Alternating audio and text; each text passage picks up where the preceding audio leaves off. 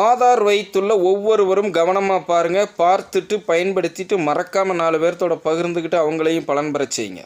14/3/2024 உங்களுடைய ஆதாரில் proof of ID, proof of அட்ரஸை நீங்கள் அப்டேட் செய்து கொள்ளணும். யார் யாருன்னு சொல்கிறேன், தெளிவாக பார்த்துக்குங்க.